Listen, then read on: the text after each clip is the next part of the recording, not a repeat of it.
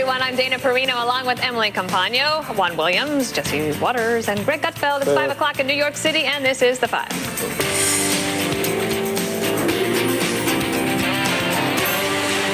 Hunter Biden giving his side of the story for the first time in a new interview just hours before his dad takes center stage at tonight's Democratic debate.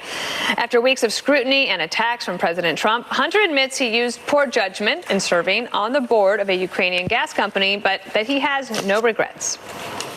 No, I don't regret being on the board. What I regret is not taking into account that there would be a Rudy Giuliani and a president of the United States that would be listening to this ridiculous conspiracy idea, which has, again, been completely debunked by everyone.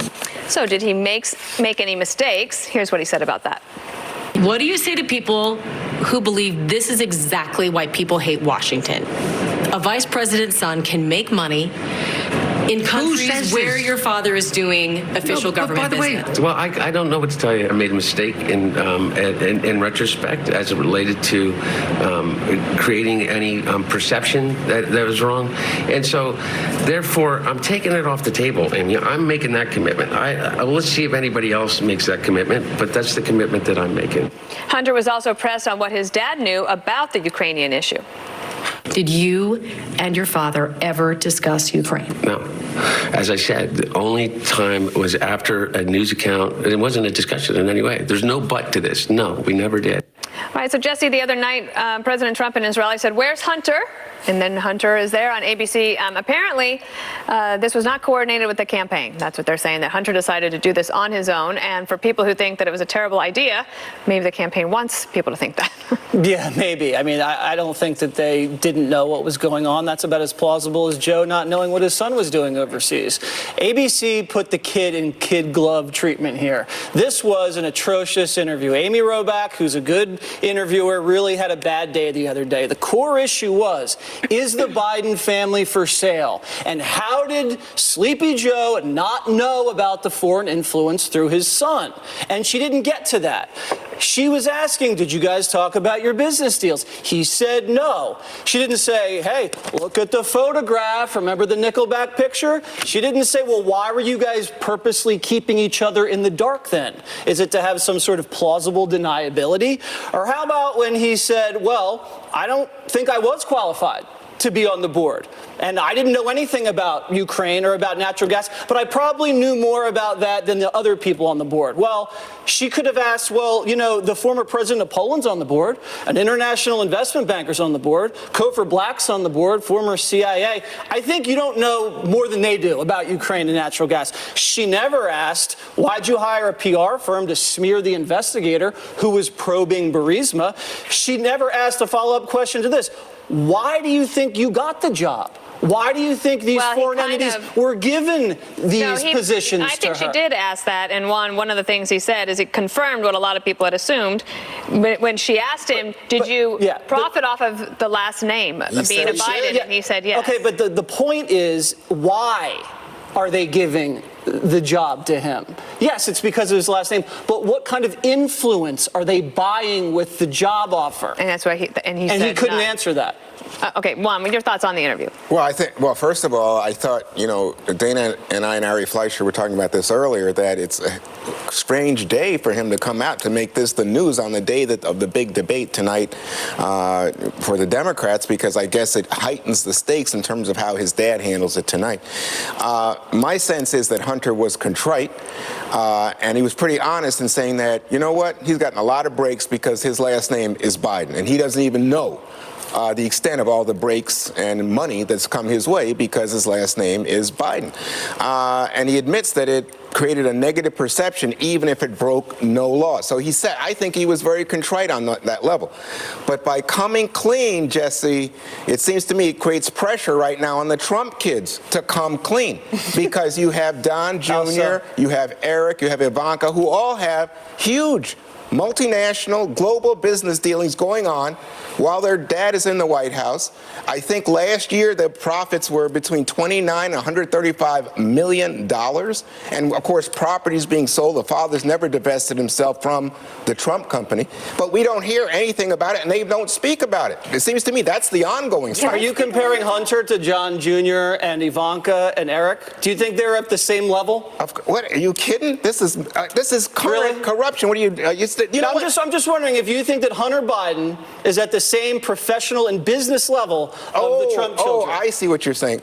Yes, you mean in terms of expertise and knowledge? Yeah. Yes, absolutely. You do, really? Yes. Okay. All right, Emily. I would disagree strongly, Juan. Okay. And I think you know that. Hunter was fairly defensive in the interview, but I think in some ways for good reason, right? He knows that his dad has been going down in most of the polls. Elizabeth Warren is now considered the front runner, and there's a lot of pressure on him, but he doesn't think that he did anything wrong.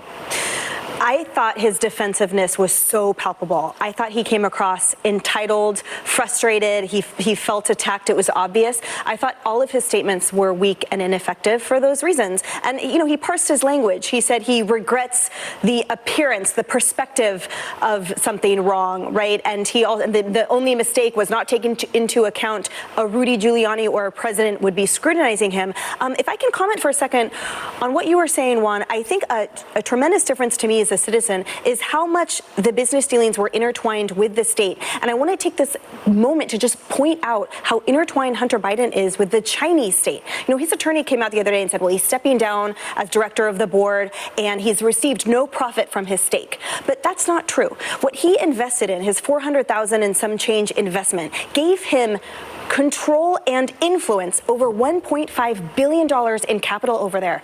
And what does that fund that he is an owner of invest in?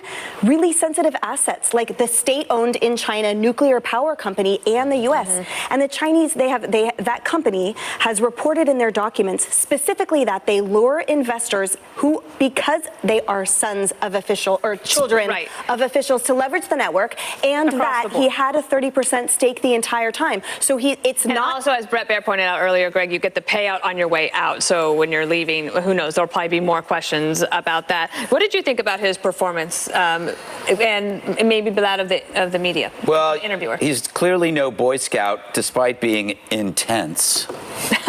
Very good. Thank you. Got it. He struck me as somebody who's lived a pretty fast life. I've seen that look before. And when he said he did nothing wrong, but in retrospect, he shouldn't have done it, that's exactly what I say when my wife has cornered me on something. Mm-hmm. It's like, yeah, I shouldn't have had 15 wine coolers, but it's not wrong.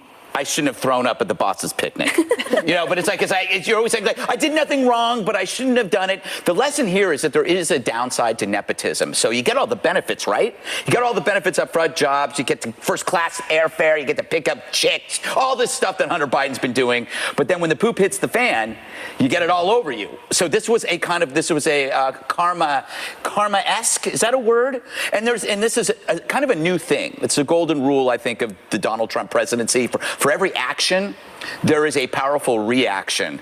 So you gin up a Ukrainian phone call. We're going to gin up Hunter. So they might actually be, in terms of importance of stories, they might just be the same. But if you're going to push this one up, I'm going to do it to you. And this Hunter story actually sticks because people understand rich kids who get away with stuff. And that's different, to Juan's point, than Donald Trump's kids, because they actually work for a living. Do you think Trump lets his kids slide at work? If you asked his kids, would it have been easier to work for a stranger than your dad? They would have said stranger, because their dad never rests. He would seem to me like a merciless boss, especially if you were related to him. You wouldn't want to let him down. Yeah, and he would let you know. The gas board is like, oh well. Yeah, the gas board's okay, but Trump would tell Donald, Eric's doing really good over there, and then he'd go to Eric, Donald's doing really good over there, like he does to networks.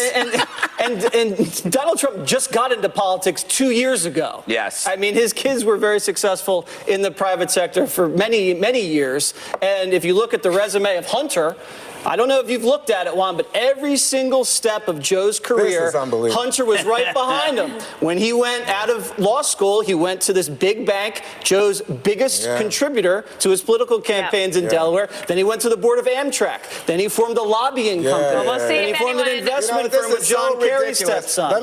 We want to go, but I just want to say this is so ridiculous. It seems to me that the biggest example of nepotism would be the president, whose father not only put him in business, gave him millions to invest to get him in business, and then people like Jesse want to say, "Oh yeah, And he made that this business guy's huge. a good businessman." I think He made that business huge, and then became president. And then became president of the United States. Oh my God! That's an American story. Okay, wow. CNN whistleblower reveals the network's anti-Trump bias. Greg is going to explain this to us. Will I?